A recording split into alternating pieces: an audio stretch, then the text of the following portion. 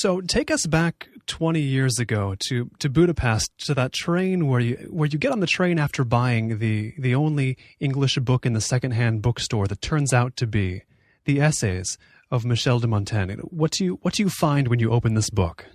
Not what I expected to find, because obviously I thought that it was going to be a very dull, sort of worthy, somewhat intellectual set of disquisitions on abstract concepts, and instead it turned out to be really just like meeting someone that I knew. It was like having a person sitting opposite me on the train who was telling me about his family and his cat and his job and his neighbours and things that he'd done and things that he'd read, and there's just a sense of meeting another human being just like yourself, and that's what completely won me over when I first came across Montaigne in that train.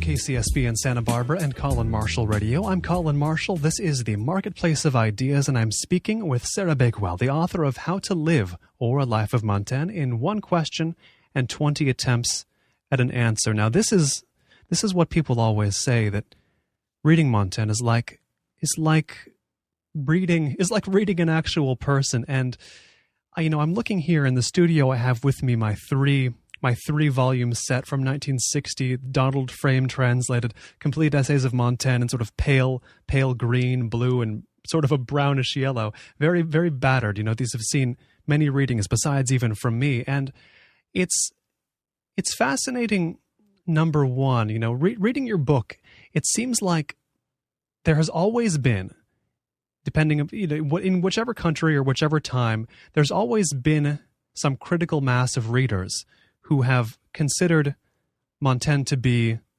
like themselves. Is that correct?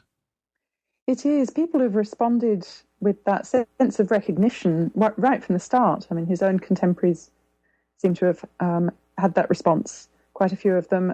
And then as the years went on, different generations said, oh, he's just like us. He's one of us. We recognize ourselves in Montaigne. The funny thing is that what they're finding is actually changing, because if you look back to the 18th century and see what people were responding to then, very often they were responding to, for example, things that Montaigne wrote about nature, or the fact that he was very honest and open about himself, or the fact that he seemed very spontaneous. These were all things that they loved in the... And then a few years further on, when the 19th century became more sort of Victorian mentality, we'd say, and people started looking at him more like questions of how to live a decent life, or even someone who had a kind of gentlemanly ideal of behaviour. And then in the 20th century, it all changed again, and now in the 21st century, we're finding our own Montaigne. So there's always been this sense of recognition, but people are actually picking up on different things out of the book, because it's such a huge book, 3 volumes of absolutely free-ranging, very, very varied reflections on all sorts of aspects of his experience. So you can really find in Montaigne's pages anything that you want to find. There's so much in there. And it seems to me, from reading your book, I get the sense that throughout history, there's been 2 things. There's been a genuine appreciation of the fact that Montaigne puts himself across in a real way, as in this is an actual person in all their details and in all their flaws, perhaps Montaigne himself would say. But it's also, as you've just alluded to, it's also kind of a mirror in which people see themselves. I mean, he somehow balances being a real person with being universal. And I mean, do you consider that to be the trick he actually pulls off, if even it is a conscious thing he pulls off? It is very strange, because there's a line in Montaigne which I really like, that each person or each man bears the entire form of the human condition. So any one person, and he says it can be Socrates, it can be a great prince, but it can be just anybody, a peasant of his own era, an ordinary person himself, and he picks himself as just being a random example of a human being, really, but one that he knows particularly well, and examines all the things that are in his mind and his body and his thoughts. And it does sound like that would lead to a sort of bland, universal, everybody's the same, trimming it all down to something that we share. But actually, the things that we share most are the very fact of having these peculiarities of being people with personalities and flaws and little oddities.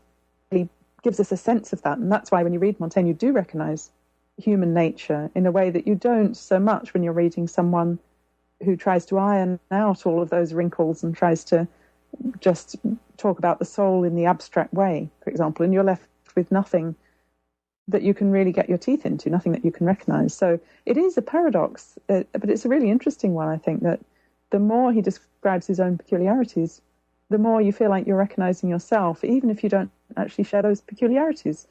There's a fantastic bit where he's writing about his likes and dislikes in food and wine, and he says that he once used to like radishes, then he went off them completely, and then at another time he went back to liking them again. And with wine, he liked red wine, then he decided that he preferred white wine, and then he went back to red wine, and then back to white wine again. And part of you thinks, well, why are you telling me all this? Who needs to know? But you also, even though I don't have those kind of, off and on again reactions to radishes, I love the fact that he's telling us something so specific about his everyday experience and about who he is. And then there's always things that are slightly different, but which you can recognise. I may not care about radishes very much, but I've been like that with coffee, say. So yeah, it's I love that specific quality of what he talks about. He doesn't just talk about human nature. He talks about we all are particular. Do you believe that anybody and any writer, Montaigne or otherwise, any writer who writes with sufficient clarity about themselves and sufficient honesty about themselves can be as compelling as Montaigne? It's a very interesting question because it helps that Montaigne is an attractive personality, I think. And if he was not such an appealing person, then in a way, yes, we might feel that, we'd rather not know all that about him if he turned out to be very mean-spirited, for example, or cruel, or anything like that. But again, one of the things that's so appealing about him is the very fact of his honesty. I think it's quite hard to dislike someone who makes such an honest attempt of understanding themselves and of communicating with you. There's an openness about it that is one of the most appealing things in itself. So, but yes, I mean, he is a person who I think it's quite easy to warm to because he was very tolerant, very open-minded towards others. He tried, living in very difficult times with a civil war going on in France, he tried to see both sides of the question, or at least to kind of communicate with people that were sometimes very fanatically to one extreme or the other. So there is this quality about him that he's appealing because he's always willing to make that effort to see other points of view. So if he wasn't like that, I think, we would find it harder to like him. But yes, it's interesting. Well, I mean, the big contrast is with Jean-Jacques Rousseau, who also wrote very openly and honestly about himself. But he's not such an appealing character because he, was quite vain and could be quite mean and could be really quite sort of arrogant as well and obsessed with himself. And he was quite open about all of that. And yet I, for one, don't warm to him in the way that I do Montaigne. So, to answer your question, there's a bit of both. I think that it's Montaigne's appealing partly because he's so open, but also because he actually just does seem to be an appealing person.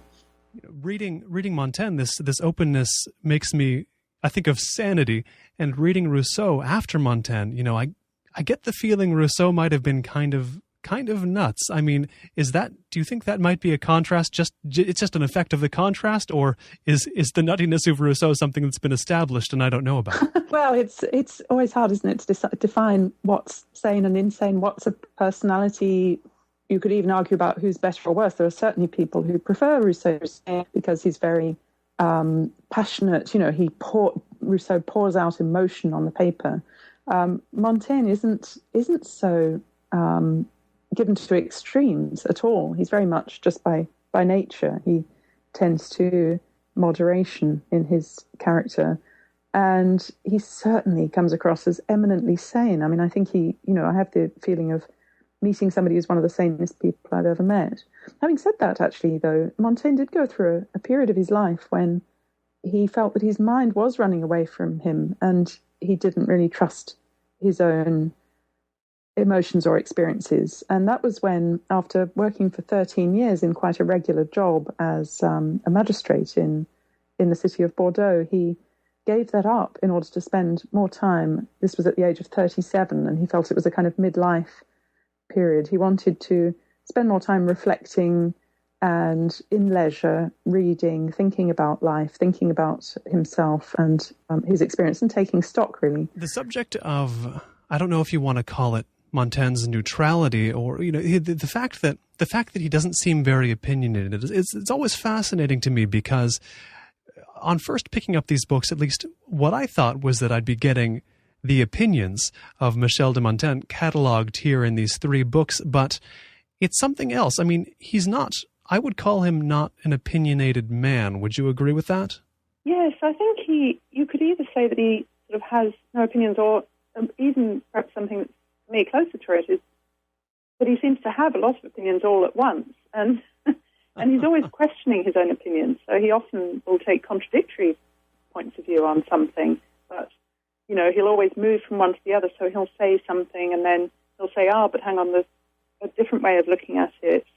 Perhaps it's this other sort of reality, and that's where I think the real essence of Montaigne's thought is not so much in the contents of it and the things he says, but in this constant sense of movement and self-questioning, and that's what it's all about. That's why I think when you just sort of read quotations from Montaigne that have just been picked up out of context, you're losing something, because you're losing that whole sense of movement that runs through the text. It's like a great broad river with swirls going in different directions.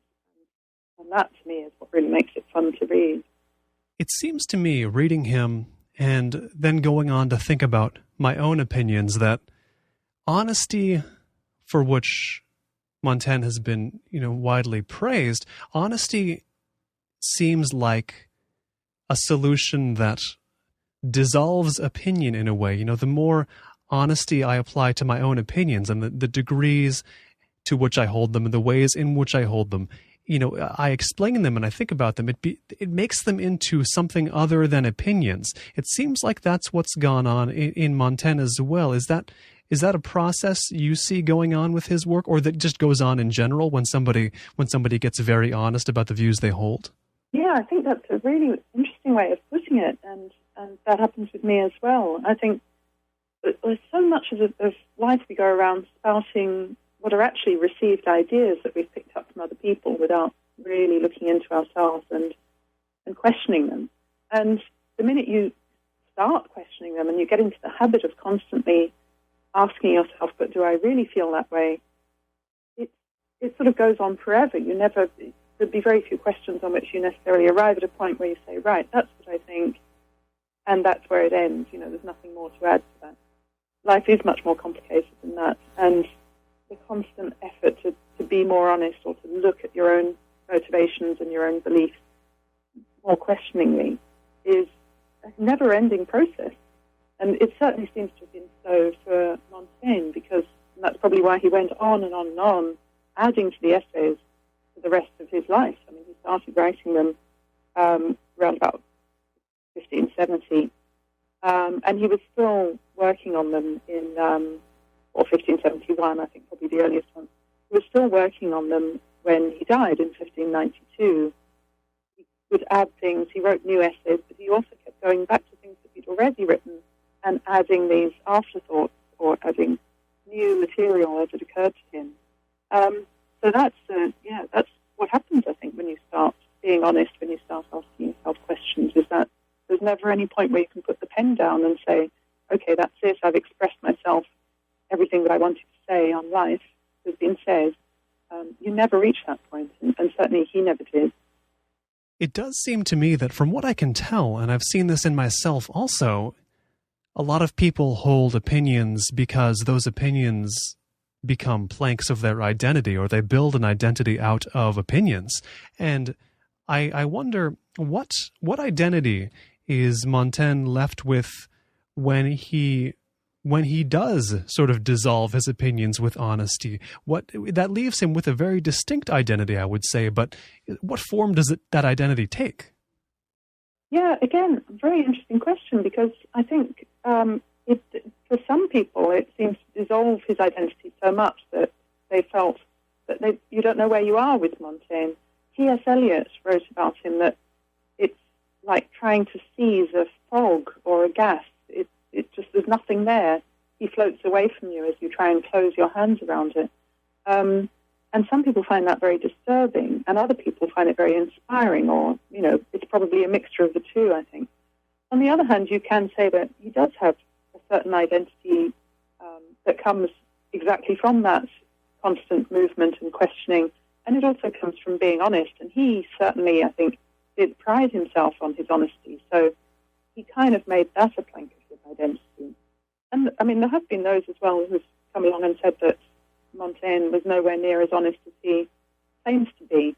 And, I think they have a point, because he makes such a big deal of saying, I am always honest, I lay myself out here completely naked on the page, I conceal nothing. And obviously you wonder, is that really what he was doing? Was that a bit of a pose in itself? Certainly there are times in the essays when he says things, for example, like at the very beginning of the book, he says, I don't really mind whether anybody reads this or not. I really just wrote it for myself and my friends, and it's a complete indifference to me whether anybody reads it. And you think, well, in that case, why did you publish it? You can't completely take everything at face value that he says. So, yeah, there is a little bit of a game going on sometimes with veils and pretenses, but only, I think, in a spirit of fun more than anything else, in a spirit of, when it comes to trying to understand his own motives or writing about his own emotions and motives, I think he's really quite tough on himself and really quite relentlessly determined to keep stripping back the veils and reveal himself as he really is. Now, given how many questions about himself Montaigne answers in his essays, I want to know, what are some of the questions left unanswered that drew you to want to write a book about him? Surely you found many, if it got to the point where you were going to be investigating this fellow for a book of this depth. Yeah, in fact, interestingly, a lot of it is about the fact that he lived so long ago, because I had this experience, as so many people do, of picking him up this first time, on the train 20 years ago, and thinking he's just like me. This feels like meeting someone who I recognize as being very modern and being very much like myself. But I began to, as I read more of him over the years, I began to realize there were also a lot of things in Montaigne that are completely puzzling to a modern reader, and are very much more of his own time. So, for example, he's very interested in questions about fame and honour and glory, and these were things that were incredibly important in the 16th century. You get a lot of it in Shakespeare as well, the sense of a person's public reputation or their public image, I guess you'd say, but in a way that's really quite alien from the way that we think about public image today. And that really fascinated me. So more and more what drew me into wanting to write the book was a sense of wanting to find out what in Montaigne was really modern seeming. Was it really as transparent as it first appeared? Were the things that we just can't understand about him, or we can't understand unless we really try and think ourselves into the mentality of the 16th century? And actually, in the end, I came up with finding lots of things about him that were very 16th century, but also that you can find modernity in Montaigne, whichever century you're writing from, because he did always look beyond the received ideas of his own time. So, yeah, it was that really, more than anything else, that was the curiosity that drove me to write the book, was just what was strange about him as well as what was familiar about him.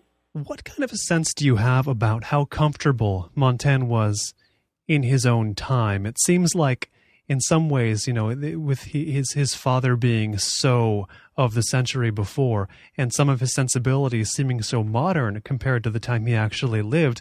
I mean, how well do you think he felt like he fit in to the period in history where he actually lived? I think he was, in certain crucial ways, he was quite at odds with his own time, and one of these was that it was a time of extreme ideologies. It was at the time that really most of his adult life in France, there was this terrible civil war going on, driven by religion. I mean, this was just after the Reformation, so it was a war of Catholic against Protestant, but very much of extremist Catholicism against quite extreme Calvinism. And there was a lot else involved. There were political motives and desire for power and things like that. But that, I think, was something quite alien to Montaigne's sensibility, this fanaticism, this sense that you had to fight for transcendental reasons, that had to do with what God wanted and what you were called to do, that, just sort of disregard everyday human life and just try and bring about the right kind of Armageddon, really, because a lot of people thought that the end was nigh. That all was something I think Montaigne found quite hard to understand. He didn't really have that kind of mentality in him at all. Having said that, though, he was very much able to get on with people from both sides of the extremist divide. So he had friends and colleagues who were quite radical Protestants and who were quite radical Catholics. And one of the reasons that he was chosen, he was elected to be mayor of Bordeaux, and he was mayor for 2 terms, for 4 years. And one of the reasons he was chosen was because he was somebody who could get on with everybody and who could find common ground. If anybody could find common ground between those factions, then Montaigne could. But he was also sought out by people really of the royal court to try and liaise with what became the next king, Henri IV, who was Henri of Navarre when Montaigne knew him. He worked quite closely with him. He worked with Catherine de Medici. He really moved in quite high circles, and again, I think it's because he was recognized as being a man who could move between extremes, who could deal openly and honestly and plainly with people, but who could also find common points of contact. So, to answer your question about how much he was at odds with his time, it's almost like the very thing that made him at odds with his time actually made him a very good man for his time to try and bring about a better political solution in France at the time. And he was very much sought after because of it. There's a line you quote from him in the book, and I was just trying to find it just now. I couldn't, but it's to the effect that Montaigne writes about how much of his life he has spent happy, even as his country effectively lay in ruins. And nothing so bad has happened to the places that I've lived in my lifetime, but this is one of those moments where the modern Montaigne, I think, really comes out, at least to me, which is that I think even here in America, the very strong political divisions that have erupted, even more so than in previous decades, in the last 10 years or so, I have felt almost guilt about not feeling worse about that situation. And in this I find, an echo of Montaigne. It seems like that is an area where a lot of people these days could see themselves in him, is perhaps not feeling that they exist on a different plane than a political situation. Do you understand what I mean by that? Yes, he was very. I think he would have recommended a certain emotional disengagement from politics. I think what he was getting at with that line, which is very striking, yes, where he says that he's almost shocked himself, I think, to realise at what little cost to his own peace of mind he's lived through the virtual ruin of his country. I mean, it's an incredible thing to say, to confess to, really. But I think what he's getting at with that, and he does go on to write about the the need to shift perspective. So we all tend to live as if our own country and our own historical periods and our own conflicts and dramas were the only things that mattered. They're the be-all and end-all of human history. I mean, there's even, you get books like Francis Fukuyama's The End of History, saying that, that we're living in times so dramatic that, or where all human problems are being sorted out for once and for all, or whatever, and so there won't be any more history after that. It's an incredible sort of limitation of perspective, I think, really, to just seeing our own immediate environment blown out of all proportion and not being able to take the grander view and really see the whole of human history. And the fact that, as Montaigne says, it'll be a loss in a few hundred years if people even remember that there were civil wars in France in the 16th century. And he's right, because today an awful lot of people are not aware that there were any such wars. And by extrapolation, the same will probably be true of our own dramas, which seem so catastrophic and so significant at the moment. So there is an element of just trying to put things into their proper perspective and not over-dramatizing your own particular local, part of history. And it is also a way of almost comforting yourself, because if you're caught up in sort of terrible events, it's just a way of just bringing it down to size and just, there's a lot more to human life than the drama that's going on at the moment. I think it's something that can be applied to a lot of other experiences besides politics as well. I mean, we could as well apply that to many elements of our personal lives, I think, a lot of them. So, so I think that's what he was getting at. And as far as engagement in politics is concerned, it's interesting that he really affects to be very uninterested in it in a lot of the essays, but actually he was quite active in politics. The reality was that, he was magistrate for 13 years. He was mayor of Bordeaux for 4 years. He was working hard to run diplomatic missions trying to bring about peace in France. It wasn't his full-time interest. It wasn't the thing that really drove him, but it was certainly something that he exerted himself a lot to do. So it's perhaps one of those things where he's not as honest as he might seem, in that he liked to pretend that he was quite lazy and really couldn't be bothered with politics. Well, actually, he was working quite hard to try and ameliorate the situation. For those just tuning in, this is The Marketplace of Ideas, and I'm Colin Marshall. My guest is Sarah Bakewell, biographer and author of How to Live, or A Life of Montaigne, in 1 question and 20 attempts at an answer.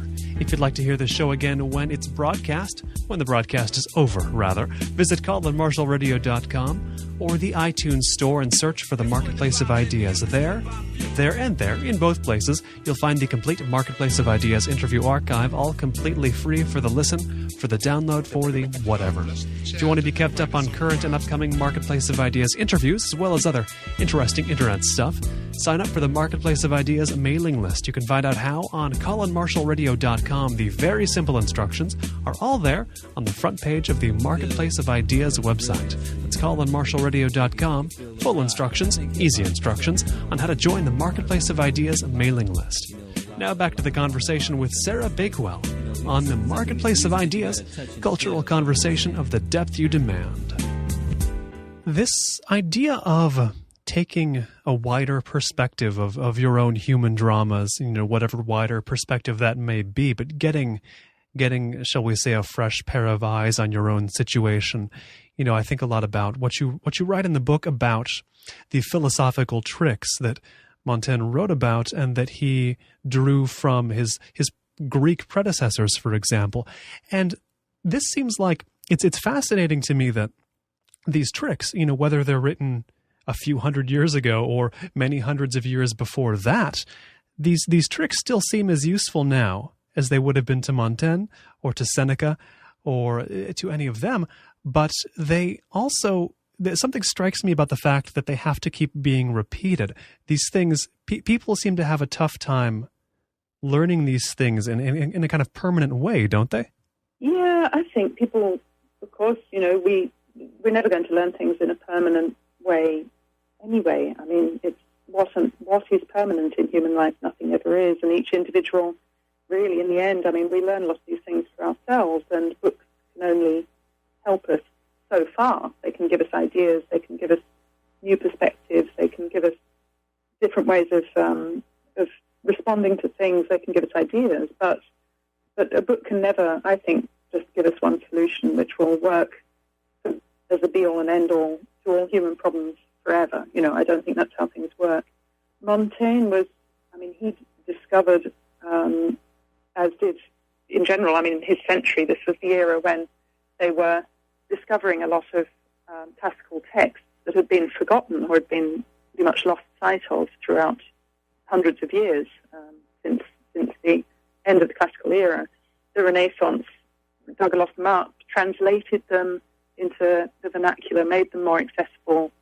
There was a great rediscovery going on, and he was particularly fascinated by some of the philosophical texts from antiquity that suggested tools for living, really, very, very much a pragmatic definition of philosophy. And we have that tradition as well. We have the whole self-help idea, or the idea of popular practical philosophy for living. But we've tended to have much more of a division in the modern world between what's seen as professional philosophy, which is not supposed to be about just little tricks for living a better life, and the self-help idea, that we don't see them as being really in the same tradition at all, whereas in the 16th century they were seen as being just two faces of the same tradition, that philosophy was it was a means of studying human life, but also of figuring out ways of living better, having a more fully realized and more pain-free kind of life. So really quite pragmatic, quite practical. We can certainly see a divide between the pragmatic, practical type of shall we call it, philosophy in the essays of Montaigne, and between that and the sort of philosophy you see practiced in academic departments, as a subject in university, for example, or a subject of an academic journal. But also there's a divide of equal or greater size, I would think, between what Montaigne does and what we now call the self-help movement today. A self-help book, at least as I've seen them, seems to divide. It seems to separate author from material in a certain sense, whereas what could be called self-help or practical tools for living to be found in Montaigne's essays, they spring, shall we say, organically from his examination of his own life. The self-help books you see, especially here in America on our shelves, they're disembodied. You know what I mean? They don't come from a life. They're made objective, and in that way, I don't find them very useful. But do you see that divide as well? Yeah, yes, I do, and that's an interesting way of putting it. That they have a kind of curiously abstract and actually quite dull quality about them, which Montaigne never has, because you feel that you're in the warm, living presence of another human being who's lived these things for himself. And the other distinction is, in any case, that he almost never tells us what to do. There's no instructions. There's no sort of handy tips, really, or if they are, it's just because he mentions having tried them, and maybe they succeeded, maybe they didn't. There's no sense of here are 10 useful tips for how to live at all. It's more like, he even says at the end of the book that the essays can be taken as a useful sort of guide on living well, as long as you take everything in reverse, like reverse all the things that he talks about, because he considers that he made lots of mistakes in his life. So he's perfectly happy to write about those and the times that he did the wrong thing.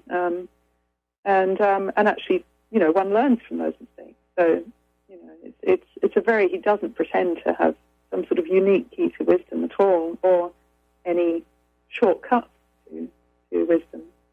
It's a fascinating, I don't know if paradox is the right word. It may be, but books about biographies of quote unquote great men do very well. Here in America, biographies of the founding fathers are always bestsellers. Biographies of titans of business or of other highly achieved types, those are very popular. And Montaigne over the years has been even more popular than that, but the difference here is that Montaigne's essays are, his self-portrait of what he would call a very flawed self. There are parts it seems like he's in a hair shirt almost about the mistakes he's made or the weaknesses that he's suffered. And I find it fascinating that people pick up books about figures they might call heroes so readily, but over the course of history, they pick up books about people like Montaigne, flawed people, just as readily. It seems like there's an equal thirst, maybe in two different ways, for books about the supposedly flawless, though we know not really, and books about the very flawed, and they admit it. They seem on equal footing in a certain popularity sense, don't they? Yeah, and you put your finger on it then. The problem with these portraits of supposedly unflawed individuals is that we know really that it can't possibly be true. I mean, nobody is flawless, and I think it's far more appealing to read about someone who openly acknowledges their flaws than, well, I guess if somebody denies their flaws, there's a certain dramatic intensity about that. I mean, it can be quite compelling reading to sort of read of somebody who has absolutely no self-knowledge whatsoever. But I think it's far more attractive to read somebody who willingly acknowledges all of his flaws. And I think the hair shirt sort of approach to Montaigne isn't, what's missing there is that he does acknowledge his flaws, but he doesn't seem to particularly beat himself up about them. In fact, quite the opposite. He seems very cheerful about the fact that he's an imperfect yes. person. He's perfectly happy to just accept himself as he is. And, I certainly think there's a lot to be learned from that, because we spend so much time expecting perfection of ourselves. And if we read these books that are exemplary lives of supposedly flawless individuals, we're, setting impossibly high standards for ourselves and then feeling bad because we can't stick to it and we can't make ourselves into these perfect beings. So there's something very comforting, of course, about reading Montaigne, because he makes it seem that it's all fine. I mean, one of the first things that attracted me to him when I picked him up by accident on this train journey was what the things that he says about his bad memory, for example, because he says that he's read a lot of books, but he can't remember most of what he's read. And when he is out and about and he has a good idea, he has to tell someone else so that other person can remind him when he gets back to his home where he's got a pen and paper so he can write it down, because he knows he can't rely on himself to remember it all the way back to his. He constantly laments his terrible memory. I mean, there's an episode where he met three South Americans, native South Americans, who'd been brought back on a French ship to Europe, and he had a chance to meet them and ask them some questions through an interpreter, which was fascinating. But he freely admits that of the three answers that they gave him to one particularly interesting question, which is he asked them what they thought of France. They said three things, and he said, here are two of them. And then he said, I can't remember what the third one was. It's just, any other person would have pretended that they only got two answers, and they wouldn't have mentioned that third one that had gone missing.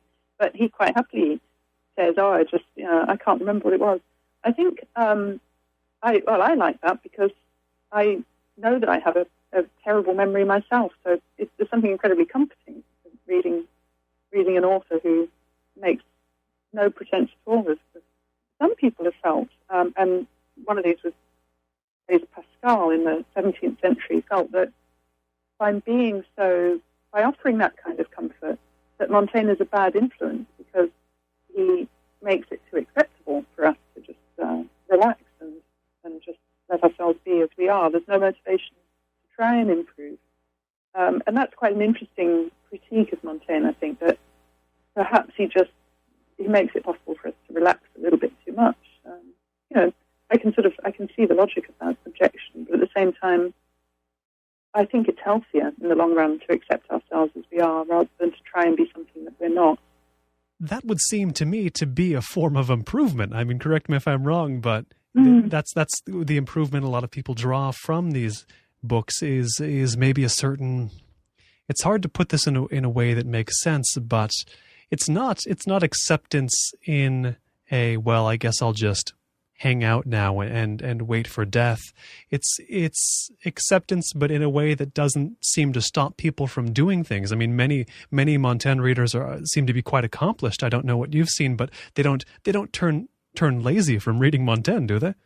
No, and there certainly isn't really the laziness in Montaigne himself that he lays claim to, because he says he's lazy, but nobody ever wrote a book which runs to about 1,000 pages long by being lazy. I mean, no. It's just, there's no way. I mean, it's filled as well with things that he's read, which he's clearly remembered and used the quotations to, enhance his thoughts and his text.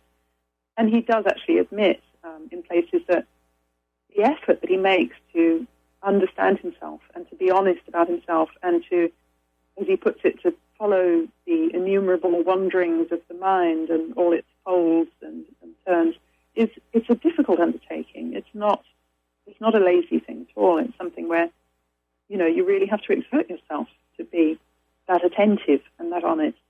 So, yeah, there is this, he says that he's lazy, and in some ways, I think he was lazy about the things that he didn't want to do, actually, because certainly people in his family, there's some sign that they seem to feel he should have put a bit more effort into the everyday business of running his estate, because he had quite a lot of responsibilities. He was the head of the family. He ran a large wine-growing estate. There's an awful lot to be done, and he just tried to keep all that to a minimum because it didn't really interest him very much. He wanted to be reading and thinking and talking to people and writing. In a sense, it's what I would call a correct laziness, because he could have put more energy into learning about the wine business. He could have learned what fermentation was long before he actually did. He could have piled so much energy into the winemaking, and maybe people would have had more wine from him in his day. Maybe some bottles would survive till today. But if he had been more industrious about that, we wouldn't have these enduring essays, these enduring books. So it's more a matter of it's in a longer view. You see that the laziness, if indeed it's laziness, was correctly applied, was it not? Yeah, and much as I love wine, I'm glad that we have the essays instead of a spectacular wine. Even in his own day, his contemporaries, I think, felt the same way, because when he did publish the first version of the essays, it became an immediate bestseller. It was a hugely popular book, even though it came out from a very small publisher in Bordeaux, a very local publisher. It wasn't even published in Paris at first. So you would have expected it to be a very small minority taste, but it spread by word of mouth, and he immediately became quite a celebrity, actually. So, I think he didn't have to wait for hundreds of years to be appreciated for making that choice. So given all the work he did put into revealing himself in the essays, I asked earlier about the questions you had that were unanswered, but I want to know if you suspect if Montaigne held anything back that would have been of interest to his readers. I mean, was there anything he wasn't telling with a purpose, do you think, or can we even know? Well, we can't know anything for certain, but there are some indications that he may not have been totally honest about his views on religion. There's a lot of debate about that.